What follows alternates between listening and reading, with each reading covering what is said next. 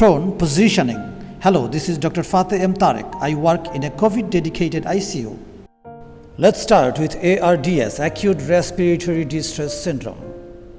This is characterized by new clinical event, bilateral lung infiltrate, hypoxemia, and non-cardiogenic pulmonary edema. Characteristics of COVID-19 patients are consistent with ARDS. Inflammatory edema that leads to varying degree of lung collapse that results in ventilation-perfusion mismatch. And lung microthrombi are suspected results in different levels of dead space and inefficient ventilation. Also, gravitational forces lead to lung atelectasis and remaining lung for gas exchange become smaller. Lots of clinical intervention and drugs has been tested. Among them, oxygenation and prone positioning remains at the top of the list. Well, prone ventilation has been found to improve oxygenation. It also homogenizes pleural pressure gradient and alveolar inflation. It also increases lung volume. Proning facilitates drainage of secretion, and prone positioning reduces atelectasis.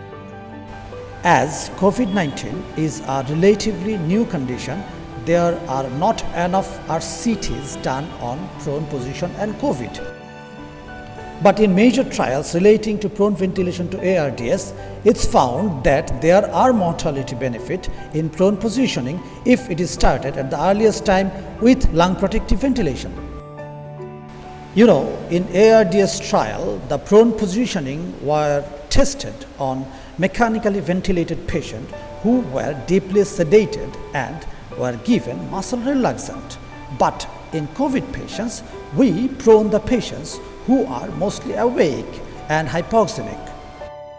For that matter, in a mechanically ventilated patient who is in muscle relaxant, it takes 5 to 6 persons to make a patient from supine to prone.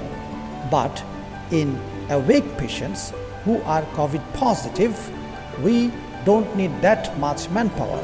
Only one person who will first counsel the patient about the positioning and then help him to get to prone position.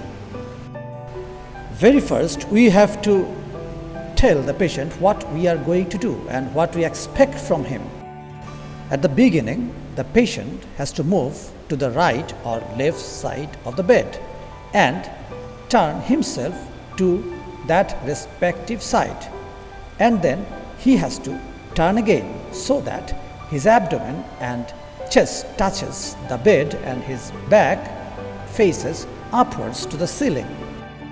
It's better to provide a soft pillow beneath his chest and make sure his face is facing towards right or left side, and the face mask and reservoir bag that provides him oxygen should be in correct place and alignment, because it may cause displacement of the face mask and further deteriorates patient condition.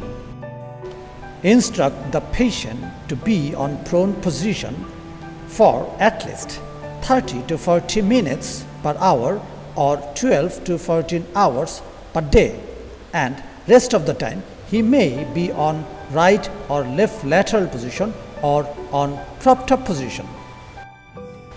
If your patient's bed is an electric bed and it has a remote control system, then teach the patient how to make the bed propped up, that is 45 degree upright, or when or how to make the bed flat to be in prone position.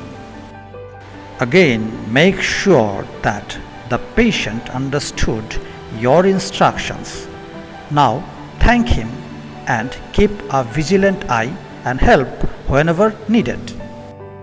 Contraindications: patients with facial or neck trauma or spinal instability, patient with recent sternotomy or large ventral surface burn, patients with elevated intracranial pressure with massive hemoptysis, or patient at high risk of requiring CPR or defibrillation. An updated study meta-analysis of RCTs on proning in ARDS and ALI patients that compared between prone versus supine position found clear mortality benefit in ARDS patient on prone positioning. In our setup, we also found benefits on awake proning. Thank you for staying with us. If you like this video, then please subscribe.